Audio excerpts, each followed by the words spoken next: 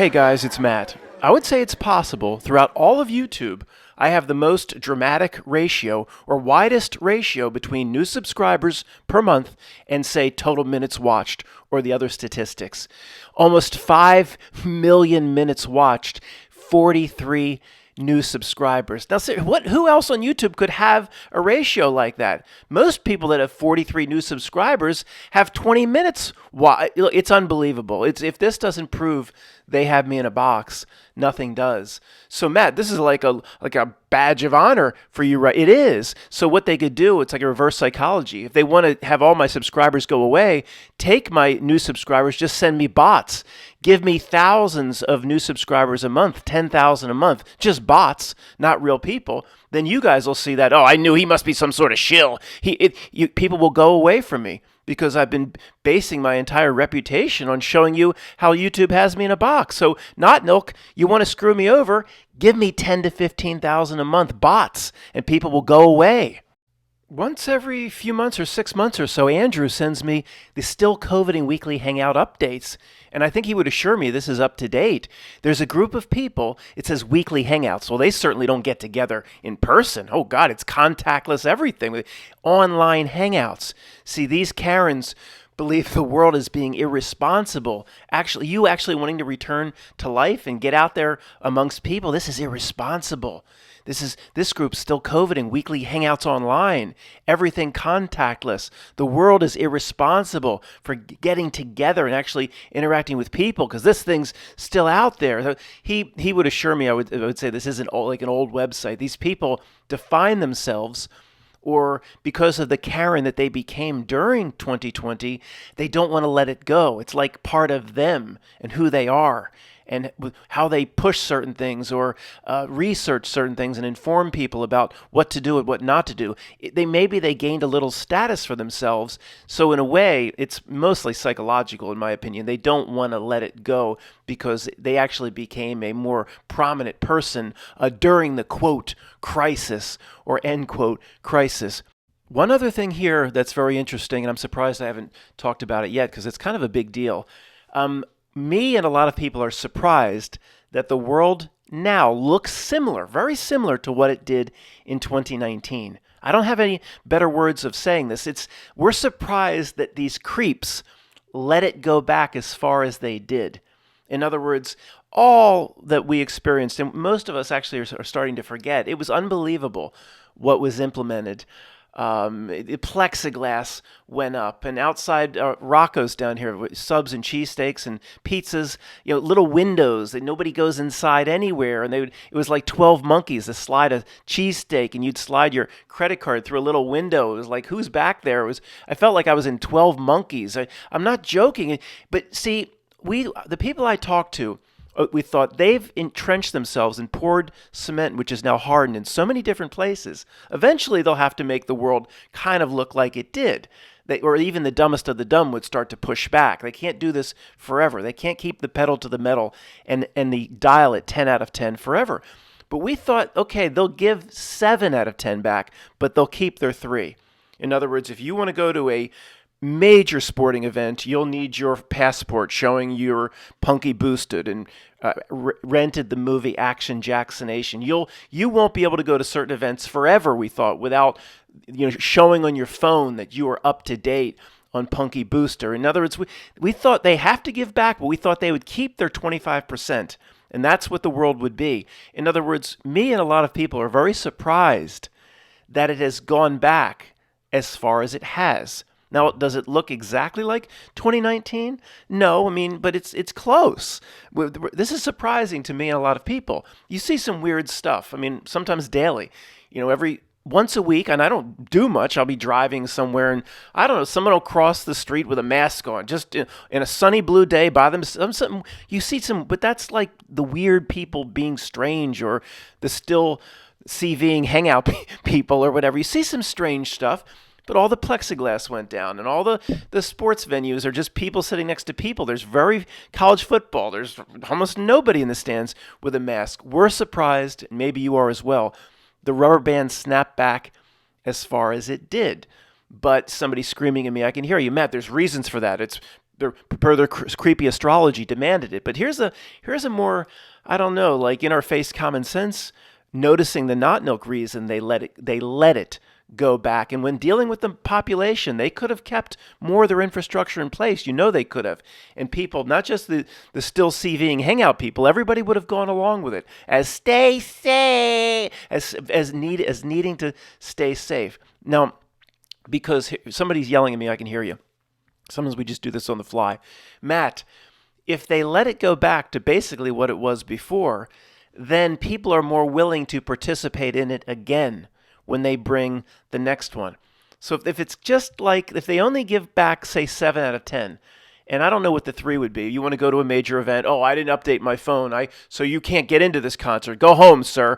You can't show me you're a punky booster. Go home, sir. Everybody has little things that just jab them, even regular people, not just us. Then maybe they're not as willing to participate in the next one.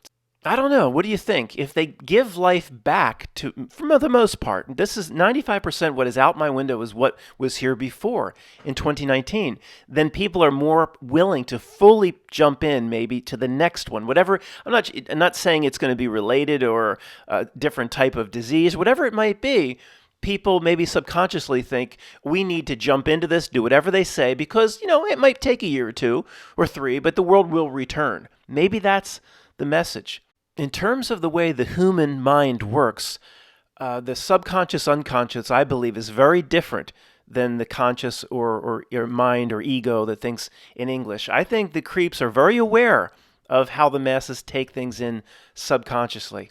And even if people aren't aware of it at the level of the mind in which thinks in English, they may know that they need to basically give life back what people remember 2019 and before, or people subconsciously may not be as willing, even the masses may not be as willing to jump in to the next one. I hope this is coming out properly. I think you know what I mean. We'll talk about it more in the future. I don't have any other words to put, I don't like putting it this way, but they didn't have to give back as much as they gave back. They could have left 20 to 25% of their infrastructure in place. I did not expect to be doing this tail end on just this one image, so I'm not prepared to talk about it. But, people would have gone along with it. How many people stay safe, and all this stuff. If they could have left it, but then I'm thinking the subconscious, I'm going round and round, so I need to wrap this up. We'll talk about it more in the future. Maybe the subconscious, even of the masses, see, if they left 20% of their infrastructure, and you can't get into an NFL game unless you show your passport on your phone and all this little stuff, people subconsciously, then whatever the next one is, and it doesn't necessarily mean disease. It could be whatever is in their bag of tricks. People subconsciously might be like, I'm not doing this again. Who knows, right? I don't know. We'll talk about it in the future. They didn't. The point is, I don't like putting it this way. I'm sorry. They didn't have to give back as much as they did. Matt, you giving the not milk ideas? No, I'm not. In terms of dealing with the masses, it knows exactly what it's doing and what it can get away with. There's a reason they gave it all back. Of course, they're not doing anybody any favors in the population. They could care. They're doing themselves favors. We'll continue to think about it, and I'll look to your comments. I've shown you this before, guys, but this has a little bit different meaning to me, so I want to talk about it for a few minutes. This is my Yahoo Mail. It says Matthew there, Y-Mail, etc. The upgrade button to upgrade to whatever they're trying to offer, maybe larger attachment sizes. It's been magenta for about 2 years, maybe more, I don't know, but for a while. Upgrade now. And this has a different meaning to me. I noticed it was magenta 2 years ago, but now the upgrade theme is consistent with how the Not Milk is presenting this magenta or whatever it represents. Look at T-Mobile, for example. Magenta status. It's an upgrade, right? Oh, you could get magenta status. If I was a T-Mobile customer, which I'm not, I'd run from that. I want no part of your horse shit. Magenta status. What does that mean? And to me, that would be like getting a key to the city from San Francisco in the mail. I'd want no part of it. I'd mail it, return to sender. I don't want your San Francisco key to the city. I don't want your magenta status. This is magenta upgrade. So see, if you can put yourself closer to the digital world, if you can immerse your real conscious self and Horcrux your own spirit, someday inside, you have to laugh at it, guys, even though this is as dark as it gets. If you could Horcrux yourself off into the digital world, they're going to position it as an upgrade. Oh, upgrade via the magenta status. I'm sure there's other examples I'm not thinking thinking of. But they will position it, of course, as an upgrade to the human. Don't you want to be $6 million man and woman? Don't you want to be able to recall all baseball statistics in an instant via your Ray Kurzweil brain chip? No. But that's how so I was looking at this again every time I go to my mail. It says upgrade now. Yep, they see it as an upgrade, and that's what the magenta via moving the human closer to the digital represents to them, and how they'll present it to the masses. And guess what? A lot of the masses and asses will go along with it and think it's an upgrade when they just Horcrux themselves, maybe put their soul into a snake like Voldemort. Oh no. King Shark's confirmed queerness, along with Harley Quinn's bisexuality, showcases a significant milestone for diversity in DC Comics. But I'm reading a real news article associated with DC Comics. King Shark's confirmed queerness. Oh boy. Now, if you watch some of the mindless movie reviewer channels, like I do, I told you I like the mindless when I'm eating my cheesesteak sandwich here in Philly. They'll also cover the destruction and the ruination of comic books and how it's no longer that important what the superhero can do or what he does. It's where the superhero wants to, say, stick his Green Lantern. Not really that important, the power of the ring. It's what he likes to do on his Friday night and Saturday night, and where he puts and sticks his Green Lantern is more important to even the comic books now. So we've seen this invasion, this adulterization across the board. Everything's being destroyed.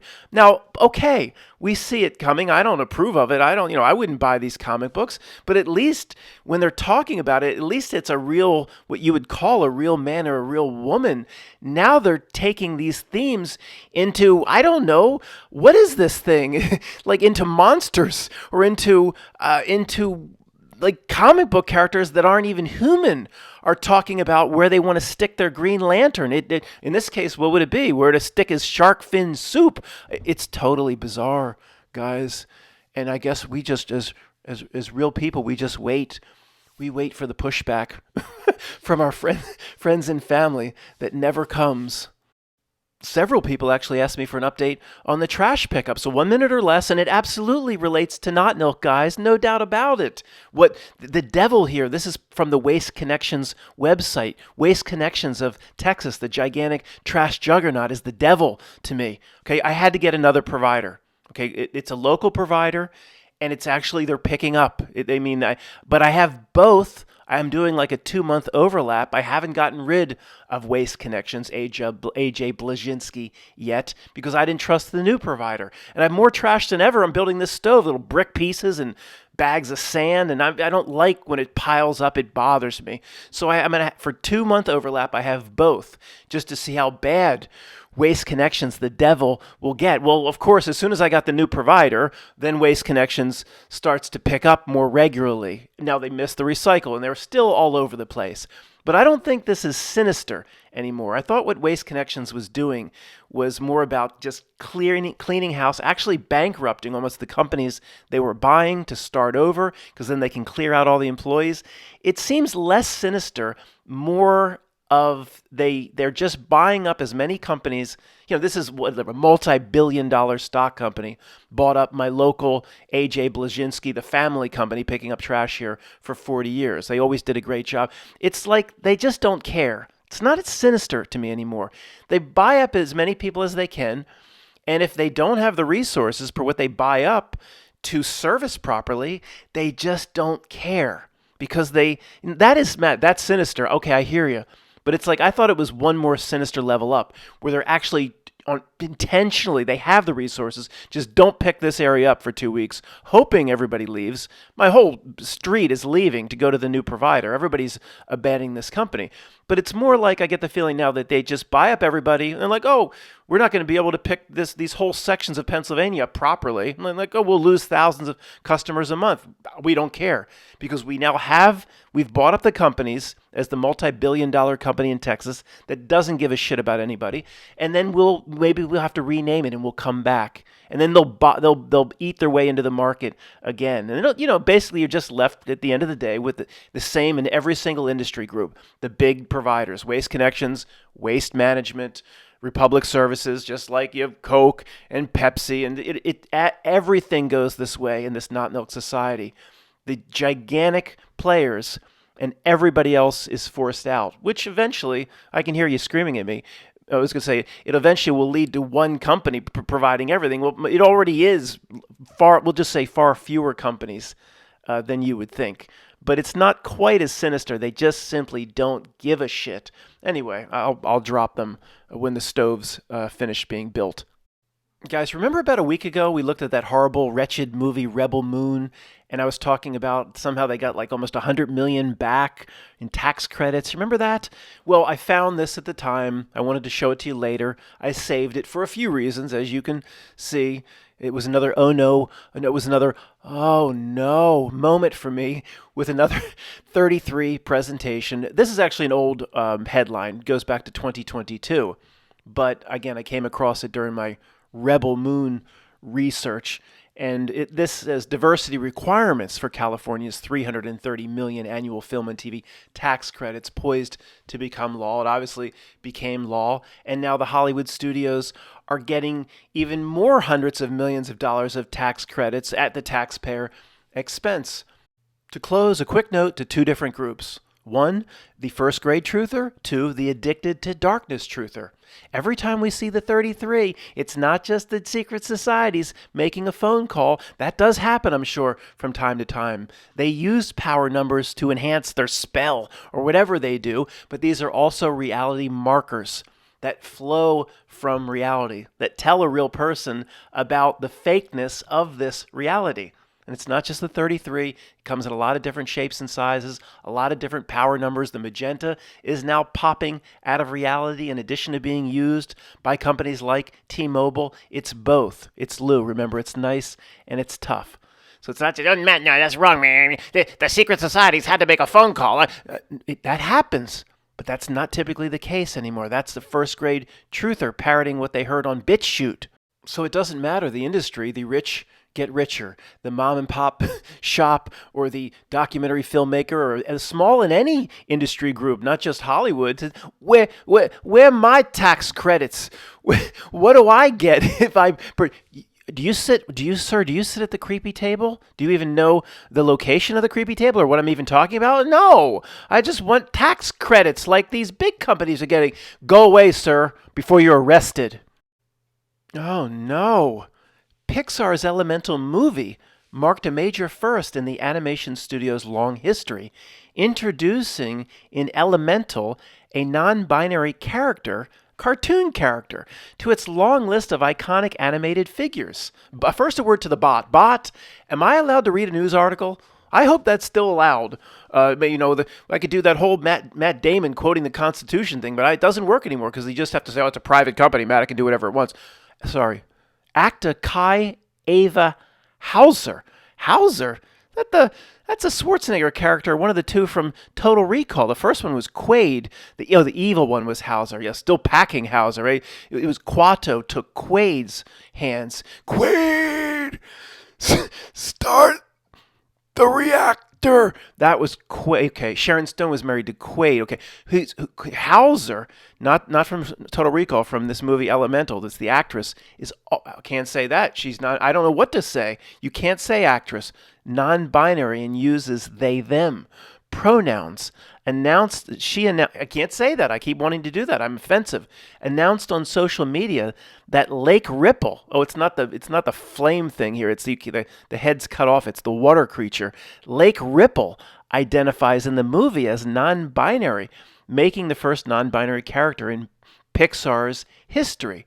Now, this one's called Lake Ripple. What would it matter in a children's animation movie where it wants to put its water spout? With the comic book characters, where it wants to stick its Green Lantern? Why do we care? Why is that even part of the movie? Where it wants to hide its water spout? And it's non-binary. Maybe it has a pool or a lake instead of a water spout. We don't know. We don't know what it is. Guys, remember a few weeks ago I made fun of that headstone there, granite headstone from that company, because it says place your logo or image here, and online we did that whole role play about the person trying to buy the headstone but putting the picture of George Clooney on the headstone instead of the real picture of their grandfather.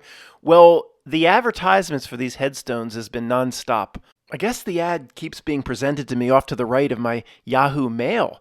But it's like I'm getting a little concerned. The amount of times the Not Milk is showing me headstones. I'm thinking of buying one just to make it go away. Put it into layaway, maybe. Layaway for my own future death, the way Tony Manero in Saturday Night Fever put that shirt on layaway. It's like, stop showing me the headstones. Okay, do you have layaway? I'll send you $5 a month. Just stop bothering me. And whatever, I don't have any heirs. I don't expect to have any kids. One of you then can get the damn head. But remember, Matt, this goes against what we were saying. We don't want any identifiers over our body. That's right. But I still might have to buy one just to make them go away. I think it was Erin that sent this. I'm not sure why, but I'm glad she did. The Potato Famine Memorial in Dublin. Have you ever seen a more ghastly display of statues and figurines than this? I mean, how about a mother pushing a little child in a stroller there along the water, and they come across this? The kid would be traumatized for life, wouldn't sleep for a week. I mean, don't you get the sense sometimes, guys, that when the Not Milk makes this sort of presentation, it's like it's like they're celebrating in a way what they did. Look at the 7-Eleven job application memorials around the world. I mean, obvious celebrations from their own perspective of what they did.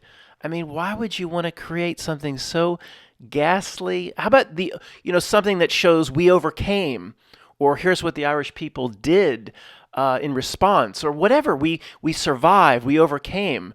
Now, it's like trying to lock in the ghastly history of some kind to have the Irish people, maybe, Matt, to someday expect more of it. Maybe. I'm not sure if part of that was clear, so here's a picture of what I mean. The paintings of Christ overcoming death and the resurrection are all positive about Christ overcoming. Usually, for some strange reason, we've looked at this years ago, he's carrying a flag, either a white flag or a white flag with a red cross, but all depicted positively, overcoming death, rising up. Very positive, most of these paintings are. Where, see what I'm saying? They could do something like this. No, Christ was dead, right? I mean, the potato famine people, I mean, overcoming. Maybe you have some looking ghastly, but then as the figures get closer to the person looking over the mural, they get more vibrant. Something like that, not just ghastly undead creatures across the board, if you see what I mean. That's when I look at these sorts of things, it's almost like a Not Milk celebration of itself for what it did. I'm no expert at the potato famine. I know very little about it, but I'm expert at Not Milk tactics. And we look at things like the gold rush. It wanted people in mass to move west, so it created a bunch of bullshit about there's gold in their hills. It was a bunch of bullshit.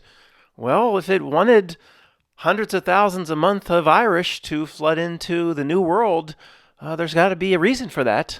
And Matt, what evidence is there that it created the potato famine? I haven't looked at it for 1 second, and what would I find? Only what's on the internet. I just generally know the Not Milk tactics and how it does business. If it wants 100,000 Irish a month to flood into the quote New World, then it needs a few reasons to have that happen. I don't know anything more about it than that. Then oftentimes it likes to celebrate its ghoulishness, and it does it with things like this. I mean, look at the 7-Eleven job application memorials around the world. It's a celebration of it, a memorialization of it. For example, there are still tens of thousands of these never forget paintings and posters and memorializations all over the place, still today. Why does it present it this way? It never forget. It's wanting the people to never forget. Make sure your real consciousness focuses on it is every time you pass one of these signs, we will always remember. It seems like a very nice and gentle memorialization and a kind gesture to most people who pass it by. Oh yeah, never forget. But what does it really mean to them?